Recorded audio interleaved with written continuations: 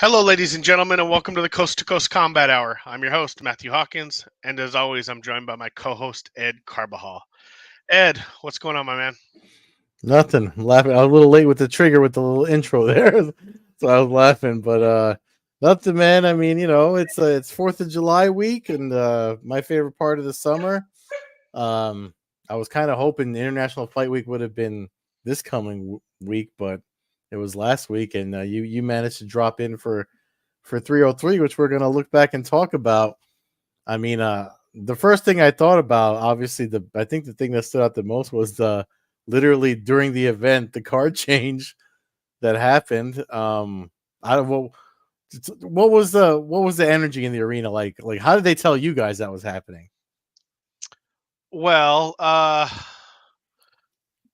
noticed it by searching Twitter on during a slow fight or in between fights or something. I was glancing at Twitter and I saw something. I saw Dan Ige's tweets about BMF, Mm-hmm. and I kind of blew it off. I didn't really know what it was. I thought maybe it just didn't make any sense to me. And then I followed up on it about 10 minutes later and I saw something from Ariel Hawani, I think, or maybe it was from his manager or teammate or something like that. So it was like, it kind of made me wonder what was going on. And then I think it was Ariel Hawani who was the first one maybe to like say Ortega, or maybe it was something he retweeted. I don't remember exactly, Mm-hmm. but something about Ortega having an issue, but not saying he was sick yet, just something going on with Ortega. They had contacted Dan Ige about fighting. There was a bunch of moving parts, yada, yada, yada, yada. I pointed out to some of the people in my section that I'd been kind of chatting with during the event. They started looking into it. I got up, took a walk around the arena in between a fight, and I started hearing chatter from people there. Um, Again, while walking the arena, I think it was slightly right before the pay per view started. I Mm-hmm. think it was Anik went on the speaker, and basically they announced that. I don't even know if they said the reason why. I just it was Danny Gay stepping in against Lopez, 165-pound fight now, and Yeah, it they kind of pulled is what it Ortega is. because he was sick. Crowd Yeah. crowd kind of gave a groan. There was maybe a boo Mhm. for a second. I think by this point, if I'm being honest, I think the crowd was pretty beat from all the changes. Um, you know, Mhm. I had the unfortunate situation of actually sitting next to a couple who didn't know they were available for refunds, and that was Mhm. a quite an interesting conversation. And I wish I didn't have to give them the news of what my tickets cost compared to theirs. And I tried to actually not. I tried to give them the option of just like walking away from our conversation Yeah. because I didn't want to tell them, but they insisted. And after several minutes of You're talking the, about the flip that you did when the Connor news happened. so let's put it this way: these people paid. Um, You paid I Connor got money. I got all my tickets for $1,000 less than they paid for one. Hmm. 5 tickets. That's pretty bad. So It's yeah. pretty bad news to get. Yeah. You That's know, like that kayak commercial where they're talking about the rooms and they're like, "Oh, I got my room for $99." That's like during checkout or whatever. That's that kayak commercial. That's pretty much I yeah. mean, it's happened to me, but like in small segments, because I tend to buy my tickets early. So there's been times I've hey, I bought a Mhm. ticket for 150. Now people are getting it for $100, and you just kind of go, well, that sucks, but it's $50. Dude, Mhm. this amount of money it's rough, and it's probably a situation likely where the email may have just went to a spam account. You know Mhm. what I mean? Like it's something that simple, and if you're not, as crazed about this sport as we are, and you're not somebody who looks into tickets daily like I do for events across the country, you just don't pick up on some of that stuff, and you don't know. If you don't follow Eric McGracken, you may have not known that there was even a rule that you get a refund. Without Yeah. him confirming that, I would have not known for sure. It's like I still would have been wondering exactly what you get and what Mhm. what lot rules you have and what you abilities you have as a ticket purchaser, because most people just fall on the subject to change, and then it's a real lazy Yeah. thing Yeah. to Yeah. say. So Well, that's um that's what they're hoping to steer people away from doing any research, right? But that's what that the blurb is a double edged sword. Yes, it's a card subject to change, but they leave out the part where you can still get a refund depending on the athletic commission and the how they card's handle. subject to Yeah, change, but not the main event. yeah. That's where the issue uh tends to come in. But um, so that was weird. I guess just starting from the beginning, real late arriving crowd. To the point where you kind of wonder. I mean, it was Vegas, and yes, that's normal, but Hmm. it was like, like there's 35 people in the crowd, kind of thing when it started. I mean, and that's a slight exaggeration. I'm sure there was a few hundred, maybe 1,000, but it was empty. You know, so that was kind of normal, but it felt different because you didn't know exactly the ticket situation for people. How many of those, tickets that were still available? Because there was a lot. There was a lot of available Hmm. tickets on fight weekend. Saturday morning, you had your pick of if you're willing to spend some decent money, you had your pick of the lower bowl, and that's more rare, especially for International Fight Week. So. Uh, Hmm. the fights were good, kept people entertained for the most part. I think, like I said, people were just kind of beat down. So the last minute change didn't really. It was just kind of like, okay, here's another one. What are we gonna Hmm.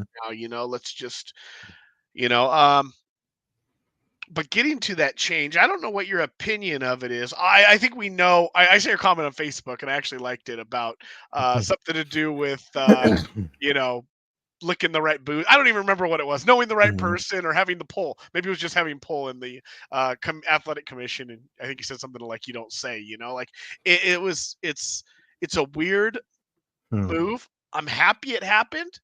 I hope this opens the door for more of this. Because I like the old school aspect of like, hey, we had a fight cancel. We have a dude here who will fight. He'll step Yeah. in. We know who he is. He's not some garbage man from the Bronx. He's Hmm. trained athlete.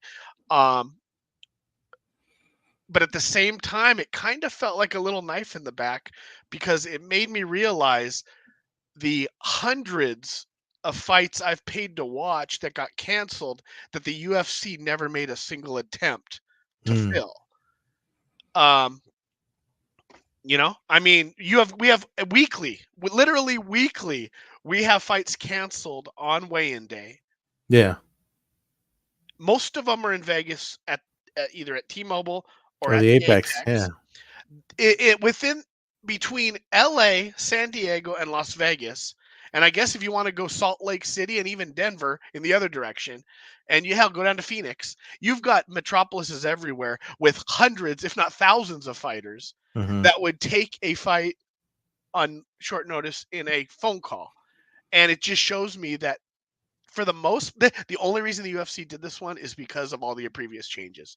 I have no doubt if McGregor was still headlining this card, Well, they they would have would have let had anybody they would have drop. had no problem canceling that Yeah. co-main event and not making a move at all.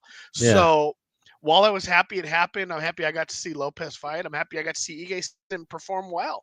But at the same time, it made me think like they can do this at any point. Hmm. It's just this is the first time in the history of over hundreds of events that they've decided to do it. And it made me kind of think like, that kind of and I was messaging somebody on Twitter going like, there's some weight on Ige. In my mind, there was some weight on Ige because if he had gone out there and got flatlined in 25 seconds, this would never happen again. Hmm.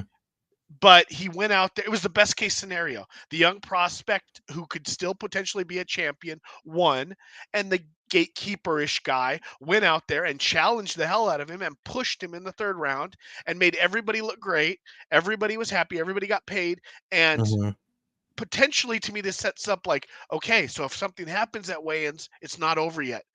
It's not over. Why would it be over No, then? I, It I, I shouldn't think be over until 20 minutes before an event starts at this no, point. but I think it also, I think they can only get away with so much depending on where they're at. I mean, obviously they're home base, they're in Vegas, and they're all good old boys in the same network there. So I think that's the real reason why all that pretty much was able to happen. I think I don't think if they go to California, definitely not New York, they're not going to be able to do any of that shit. But I mean, it California let him come here with picograms. yeah, it's true. You know what I mean? I think Yeah, money talks. I think yeah, I mean yeah. Well, it might it might it's all it might money have been talks. Yeah, illegal at 4 p.m. on Saturday and yeah. suddenly legal at 4:30. You know what I mean? Like I don't aerials, because I'm just confused because then they say the medicals are good for 6 months. Okay, that Hmm. makes sense to me, but we don't have to check anybody's heart. Like there's nothing like 6 months out. Like there's no drug. Obviously not. I mean, I guess there's no pre-fight drug test because he would have already been drug tested. I don't know. You know what I mean? Like I don't. It's a weird Yeah. dilemma where in the world of sanctioned sporting events, quote Yeah, unquote, but yeah, that that this come on, it's all fucking good old boys mafia shit, and we know that, especially in Vegas. I'm just It all I'm always saying is has been. It's not. if It's I'm not. PFL, if I'm BKFC, if I'm all of these companies that try now run in Nevada or want Mhm. to run in Nevada, I see it as like, okay, now we know. If we need to do this, they can't really stop us. You know what I mean? They can, but Well, they if did set a precedent. I agree with you, but I mean, you got to remember, like, I forget who it was that pointed it out. That Mark Radner used to sit well, on the he used to I sit mean, on the athletic commission in Nevada, and now he's the regulatory yeah, affairs we've guy. mocked that for Yeah, years on the yeah. show, but and I get that, and I get having friends in high places. I understand It's all of that. I just don't understand. To me, it was a positive how it unfolded because yeah, now potentially, to me, because I would now it's well. The media that goes to these things won't ask the question, but in the no, future, anytime a fight's canceled, it should be, well, who did you call? yeah. Why is Dan Ige say he would have fought again tonight? But he didn't get a call. Why didn't we Hmm. do that? Did those people not spend enough on money on tickets to get the card that was promised them? Or does that fighter did you want to did Diego Lopez, did you want to give him a paycheck and promote him, but you don't give a crap if Wonder Boy doesn't fight because he's old and you're not going to Yeah, promote him anymore? that's well, You know what I mean? that's Like probably the case, but I get that, but yeah, are they contractors or are they employees? yeah. I mean, you know what I mean? It's again, I'm talking like this is real. It's not because if it was real, then favorite. You know what I mean? So that's nonsense. I guess I shouldn't even go down that route. The bottom line is they put on a fight, which led to the main event, which was obviously the highlight of the evening. Um, Man, I mean, I know we were trying to I mean, and I thought because of him being so busy, because I thought about Adesanya, to be honest with you. I thought about how many times Adesanya fought, and then when he started losing, now he's taking a step away. I think there's a press conference tonight where he's going to talk some sort of shit from Australia, but I'm not a fan of his shit talking. I'd just rather see him fight. But that's besides the point. But man, Alex Pereira is literally he's like he's like what Fedor was in Pride right now. Like he's literally, if you think about peak Pride and Fedor's rise, he's like that guy right now. He's in that position where it's like now there people want to see him and John Jones. And I kind of would like to see that too, even though Jones is on his way out. But I honestly, I was, for someone that, I forget what they said his numbers were, when because he was short notice too, if you remember, oh yeah, yeah. and I he see. came in and did that, like what he Yeah, did. It's crazy. it's crazy.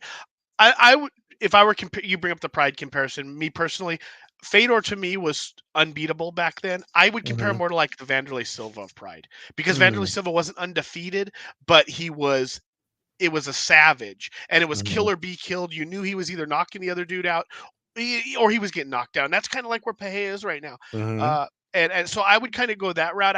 To me it's the fear and it's the maybe it's that he doesn't speak a lot of English, like the early Vanderlei kind of days. But it seems to me it's like there's a level of fear and there's just this Hmm. level of looking through the opponents and almost beating them slightly before the fight Well, starts. It's the Mike Tyson effect in a sense. yeah, but there's something interesting that when they asked Dana White in the post fight press conference, and they were asking about Pajeda. I mean, he said something that Pajeda relayed to him and his people, and talking to with him taking the fight and stuff.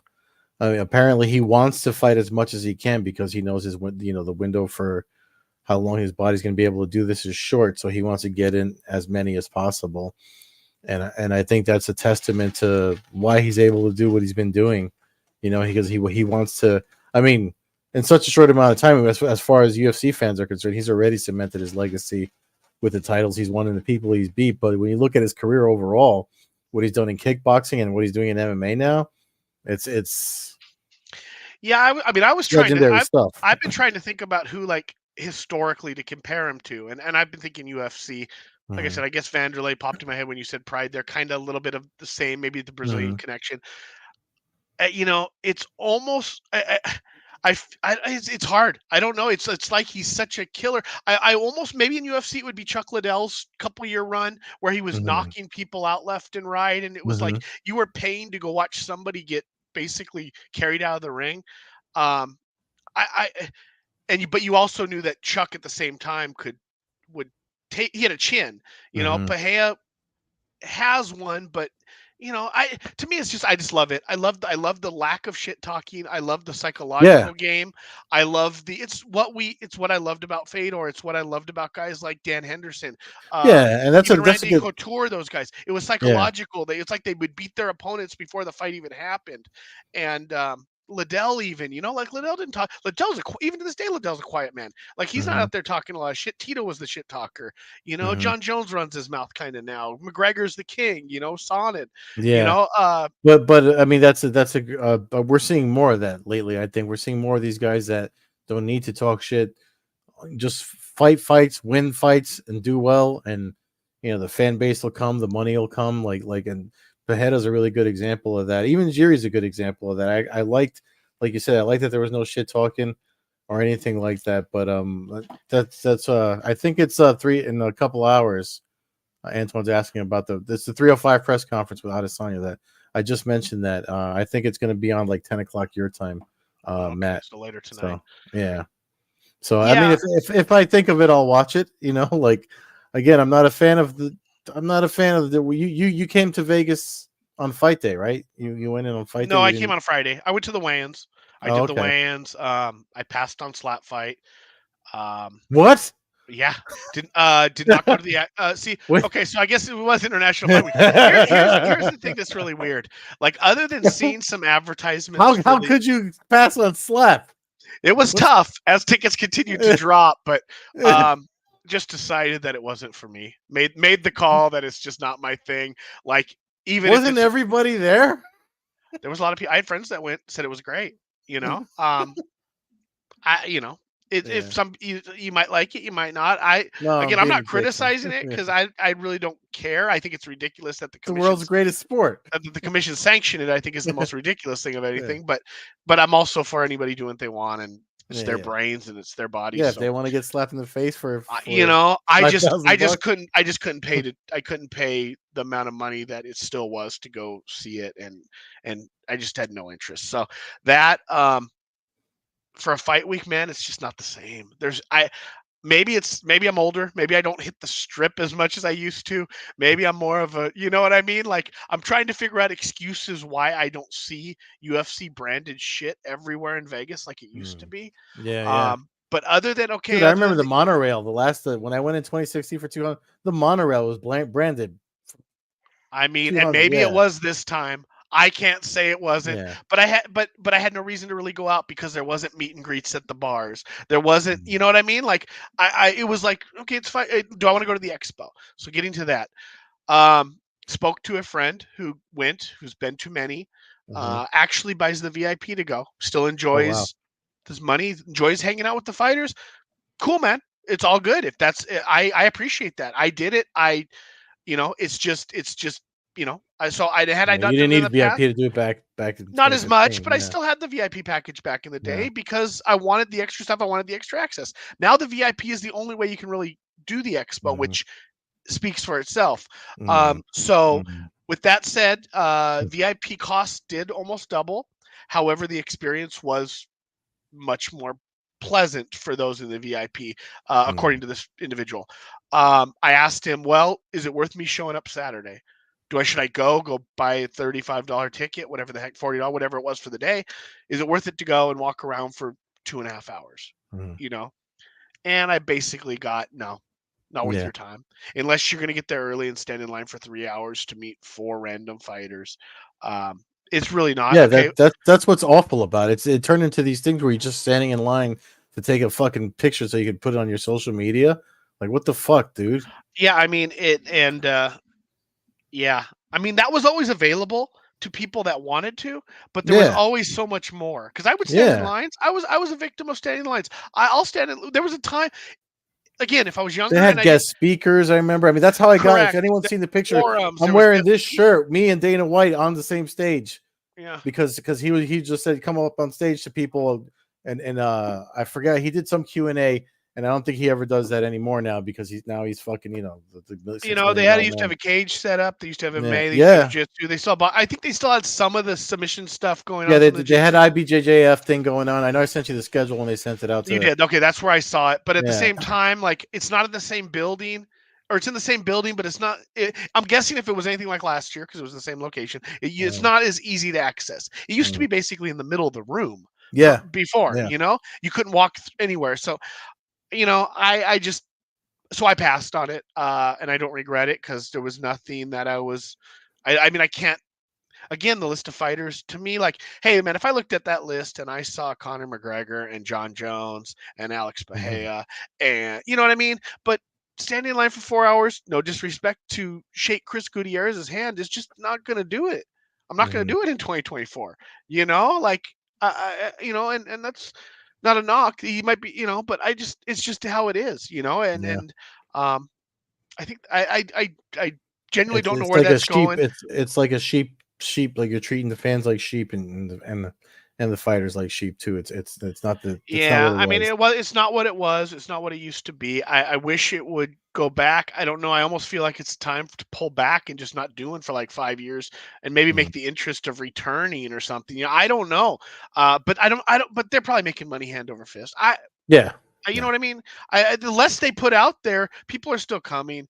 Um, yeah. I'm guilty of it. I bought tickets for the event. I mean, I'm not chastising those that do it. I just it's to me. I just wish that the same I basically I just wish the people could experience the same stuff that we got Mm, to, because it was such a great time. It's why we do this podcast. It's why we enjoy the fights at our, as we get older in life. We're not, mhm, it's we're not fighters. You're still in the life. You train, you train kids and you bring people up and other fighters and other grapplers, so you're still around it, but to keep the passion and stuff, man. I just without that push that we had mm, in the era that we went, I can't mm, imagine our love being for the sport being anywhere near where it is now. mm. If it was like it is now, if I had to go spend hundreds and hundreds and hundreds of dollars to go to an expo, I, I wouldn't have gone. I wouldn't have Yeah, afforded to be able to go. Not yeah. especially back No, I then. mean, I mean, we're talking 15 years ago, 10 years no, and ago. it's funny because like even with media access and stuff, and Lynch did a Q&A Tuesday or Wednesday that I chimed in on, and he said something that echoed to me because he was like he doesn't go as many events as he used to pre-COVID, and neither do I. And he said, why go? Because he's like, I'm going more for network, which is when I do go to these things, that's why it's to see people I haven't seen. Usually when if I think about going on, it's you and I talking about meeting up, But it's one of those things where it's like he was there for UFC, but he also went for some NHL stuff because he's a big hockey guy and some other networking stuff. And when I brought it up to him, he was like, "It's not worth it because what are you going to do? Everybody gets the same footage, everyone gets the same sound bites. Like there's nothing unique that everyone that's there to cover, especially now, like with the questions that they don't ask and stuff. Even if the questions that we want them to ask are asked, the soundbite is going to be on everyone. Like you're not coming up with anything unique. The only people that do get anything unique are the people that get the exclusive access, like Aaron Bronstetter and Carolyn Pierce and all the people that get that solo time separate, from the media that do get access. So it's not even worth it to go on that aspect to any of these events anymore because you could watch it all remotely now and still write the same story if you're just a writer like I am, you know. It's So, but true. anyway, I mean, enough bitching about how things are. Um, that's Antoine mentioned this thing. What happens to Anthony after that really bad loss to the Leeds? I don't remember if that was even addressed at the post-fight press conference because of all the other stuff that stood out. I'd have to watch it again to see if it was. Um, but the fights that stood out to me, man, especially you were there in there. I mean, me and you were zeroed in on Ian Gary versus MVP. Now that it's over, like, I mean, Disappointing. yeah, disappointing, but not completely unexpected. It's what Mm, while we got a good second round out of MVP, the first and the yeah, third were essentially the slow, accepting position, yeah, giving away rounds that we've seen in the past. yeah. And a couple times he got bailed out by judges. The Fernando Gonzalez, for example, I thought Fernando beat him 2 rounds to 1. Judges Hmm. gave it to him 2 rounds to 1. You know, that's example of him being lazy, not taking anything Hmm. away for Fernando. Fernando's my boy, love the guy, but Hmm.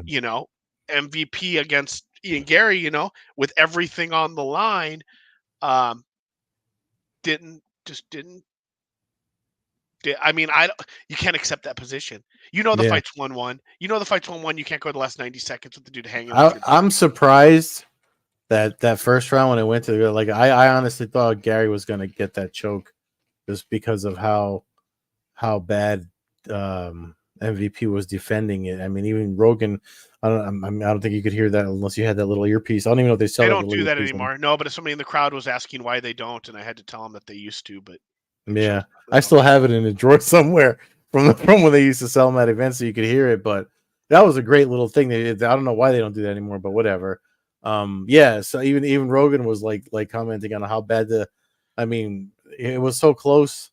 And then I just shared something that Gary was talking to Gilbert Burns about how he could have finished the choke, but I mean it's always hindsight after the fact because if you're not in there with the live, the live resistance and stuff, I'm surprised that he was able to use one hand to fight the choking hand for as long as he did. As somebody that, I get really upset when fighters. I know they're getting hit, but you can't be getting hit that hard to not do 2-on-1 to for the defense. I mean, to you're save your better off. to save your life. Yeah, yeah, and I Yeah, mean the fact that he wanted like he was punching backwards over his head like that was.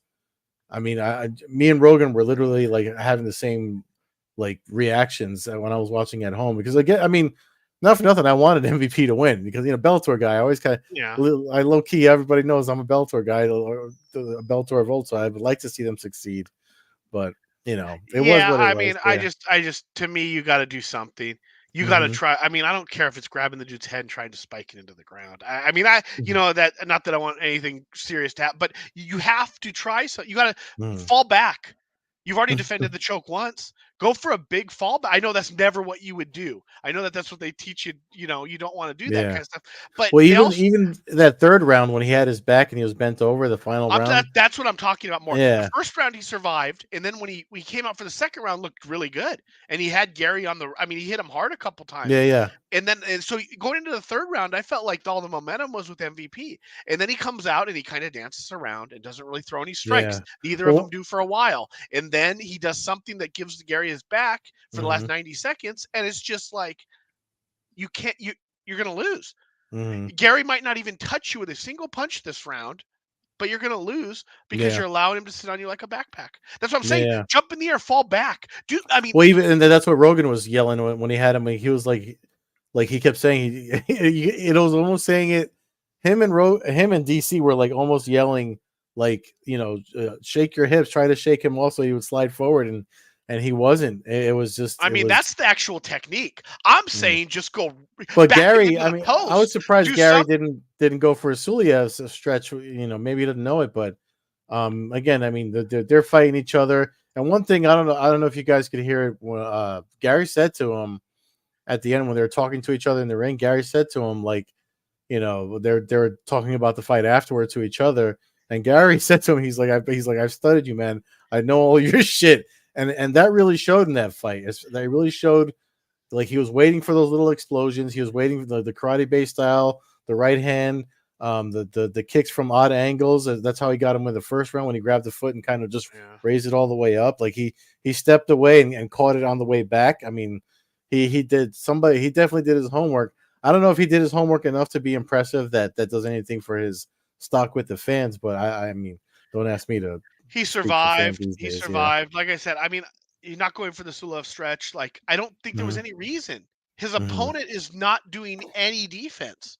So Yeah. it's like, why even go for anything? Literally, I can just hold here. I don't even Mm. really need to use that much energy. I got the body lock on. I'll just hang on he's leaning over. He's not even Yeah. standing straight up so there's any pressure on me. I'm literally laying on this dude's Mhm. back. If he's gonna let me do it for 60 seconds and win this fight by because there's no way MVP was gonna win that last round. Without him pulling out of that with 30 seconds left and Yeah. hit landing a couple strikes, there was no chance he had. So really weird. To get back to Yeah. Anton's question about Anthony Smith, I'm not real sure. I think that it's probably close to the end of the road, which we were already at. Mhm. He took the fight late, last minute notice, so I don't think there'll be any punish. Not a when I say punishment, I mean I don't think it'll be held against him in the loss. With that said, I also don't think that he goes anywhere from here. I think he gets a retirement fight. Mhm. Um, and a chance to go out maybe on a nice card. Maybe he headlines a fight night in Nebraska or something like that to go out. Uh, Mhm. that's what he should do. That's a perfect Yeah. world. I don't know what the UFC will do with him. UFC is confusing. They had a video set up for Michelle Waterson, Yeah. but not one set up for Andrei Arlovsky or any kind of Well, because nothing. Arlovsky has no intention of stopping fighting. Well, correct, but Apparently, the yeah, UFC is stopping him fighting. yeah, yeah. So I'm just, and I'm But not. that's the thing. I know, I If the know. fighter says I'm going to retire, but if I mean, I bet you someone from PR was like, hey, we could set up a nice video package for you. He was probably like, for what? Like, Yeah, no, you're right. You're you right. know? That's valid point. Yeah, yeah. Uh, I just, I don't know. I guess that's the truth. I guess if you don't say it, it's just, it Hmm. seems like there should be more of a. I mean, Arlovsky's a weird case. It's like the UFC takes care of him and he gets paid good money Yeah, because he left the UFC really. yeah. I mean, but I mean, I see people online today actually asking if he's a Hall of Famer, and I want to bounce my damn head off the concrete because is that even a legitimate question? Yeah, There was literally a time when it was Tito Ortiz and Andrei Arlovsky carrying the UFC yeah, for like 5 years.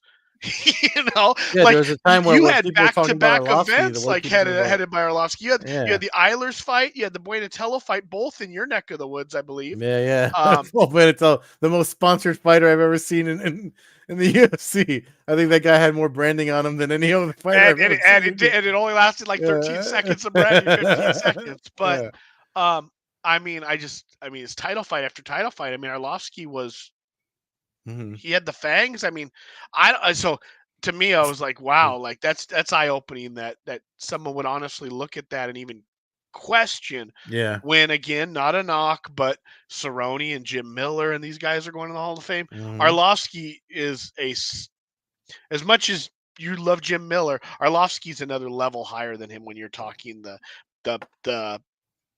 hierarchy of the history of this Well, sport. yeah. I mean, he's been in some of the. I mean, like He was a again, heavyweight champion of the world that's what I'm multiple saying. He was a times. heavyweight champion. And there was a time when everybody knew who the Pitbull was before asking these stupid ass questions. Like I was just about to say, he was. People were talking about him the way they talk about Pajeda now. That's who Arlovsky was. I mean, when they put up his timeline, all these graphics that put how long he's been fighting in the UFC, it's like it's I don't know, Where's that? man. Where's that? Where's that? I can't point it right there. Yeah, yeah, UFC yeah, UFC 59. yeah, Arlovsky, Tim Sylvia, two. yeah, Actually, yeah, 59. They fought the first one in 51, so that's two.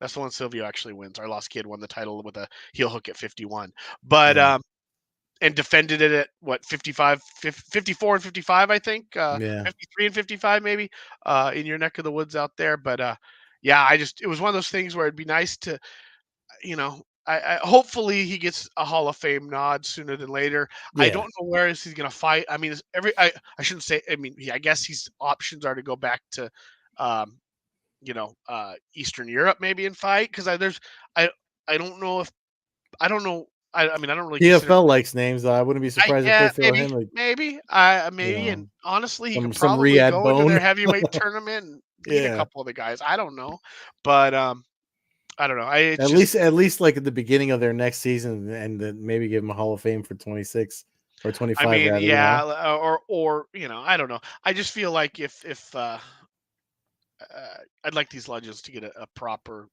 showing on the way out. Never really Mhm. rarely happens. I shouldn't say never, but it was nice what they did for Michelle Watterson.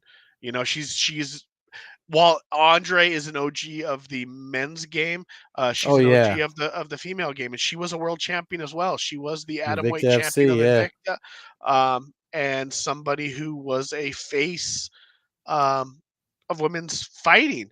You yeah, know, so I mean, I was glad to see that. yeah. Not They even not did so much to the see her documentary on her. Was a Fight Mom or something like that? Yeah, fight girl, I think. yeah, yeah. Like Yeah, there's she's somebody that I mean, maybe not at the level of like Cyborg or Rousey or Carano, but she's definitely somebody that checked a lot of boxes. I mean, Megan O'Leary said something to her when she spoke to her after that on the ESPN MMA channel.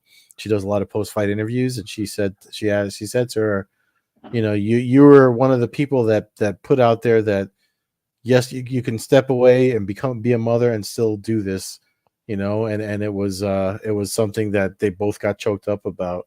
But yeah, I mean, that actually took me by surprise. I didn't think I don't know if there was retirement talk on fight week. I mean, they were asking her about, you know, about slap fighting and shit and Paige Van yeah. Zandt.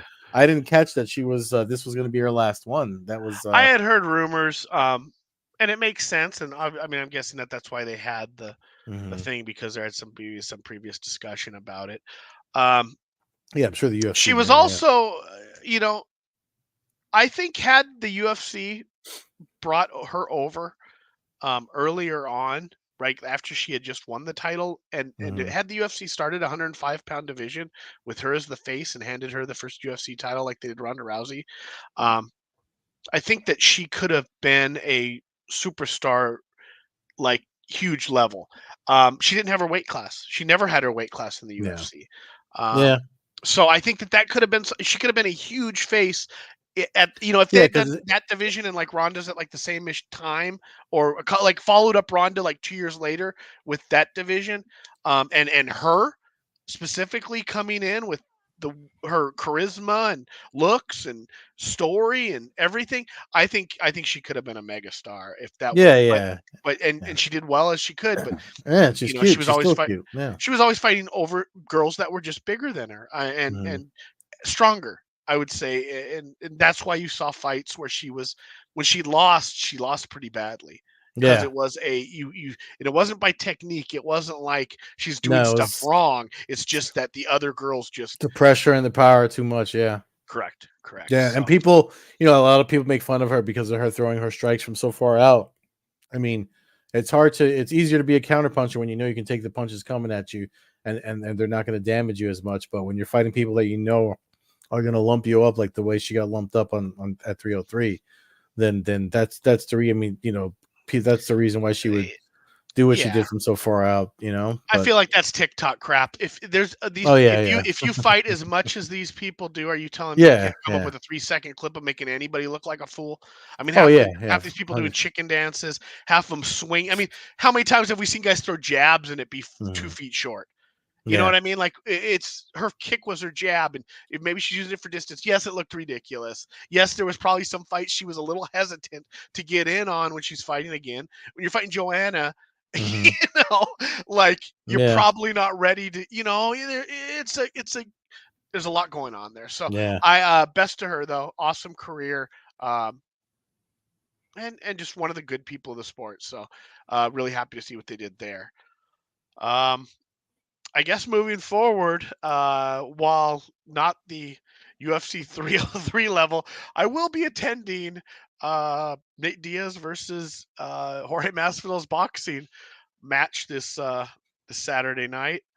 Um, Interesting. It's in Anaheim your neck Honda of the Center. woods, right? It's Why close not? enough. Ticket Yeah. prices dropped. Be, Basically $50. I'm going for Yeah. $50. Worth it for me to spend an evening Yeah. watching that. Anthony Pettis is on the card against Chris Avila, another Scrap Pack member. So that's Hmm. got some fun story in it. Avila fought Anthony. Oh my gosh, Anthony Taylor. yes, multiple Yeah. times in MMA Yeah. and in boxing. Um, and Yeah, and he fought a fight. I forget who he fought. I've spoken to him for Spectation Sports. I mean, he's an interesting guy. But again, it's part of that crew. I mean, there's probably going to be more entertaining stuff ringside and in the crowd than in the actual boxing ring. But that's Yeah, why you that's go, right? That's the draw to this. I mean, honestly, I would wish it was MMA instead of boxing, but you know, of course. But at the same time, like my internet is terrible right now. I believe it's a 10 round fight, and I don't. I'm trying to find confirm that, but if it's in a 10 round fight, 3 minute rounds, I feel like we're gonna get there's a chance of conclusion. Um, I feel like at some point they might hurt themselves over each other over 10 rounds. mm, So I don't think you know, there is that. It wasn't going to be grappling anyway, so it's the gloves is really the difference, I suppose. mm, Um, my dog's going crazy. Uh, but should be fun. Sugar Shane Mosley Jr. is fighting on the card. For me personally, it's kind of an interesting thing. The very first mm. fight I ever went to pre MMA or anything was a Sugar Shane Mosley Wilfredo Rivera boxing match at the Changa Casino before it was when it was a tent and it was basically a ring outside. So year I mean shit, I don't even know now. 26, 27 years later, I'll be going to watch Yeah. his son compete. Kind of cool. I mean, I done this multiple times. The Keys, another example, have been through that. But you know, while it shows you getting old, at the same time, it also shows how much we've got to see and how much history we've got to Mm. absorb, and really be around for a good time in the when the history is written. I think the era of boxing that we grew up with, and the era, and we get Oh to yeah, watch the entire start. You know, hopefully we get to watch the first 60 years of UFC. You yeah. know, 70 maybe if we're super lucky here. Um, but you know, I just think it's a good time. Seen a lot of good fighters, seen a lot of historic fighters. I mean, you know, we're a couple years from the Ali era for both of us. I mean, while he might have been competing Hmm. in our early days, we were too young Yeah. really to recognize. But Yeah, to I, remember it. Yeah. yeah, but I Or just, to you know, watch it with mature eyes. Yeah, you're right about yeah, that. but I mean, there's been a lot, you know. I mean, guys like Tyson, guys like Bahia, guys like McGregor, Liddell, those guys are going to be written in the history books 1,000 Hmm. years from now when this sport's Yeah. being talked And then about. there's guys Those that names will like, be mentioned. like they're talking about history books. People mentioned what was this guy that walked in with Shinsuke Nakamura, Teru Uh huh. he's supposed to be, apparently they mentioned he's one of Kid Yamamoto's like proteges, and I think we saw that in his fight. That was another fight that stuck out to me.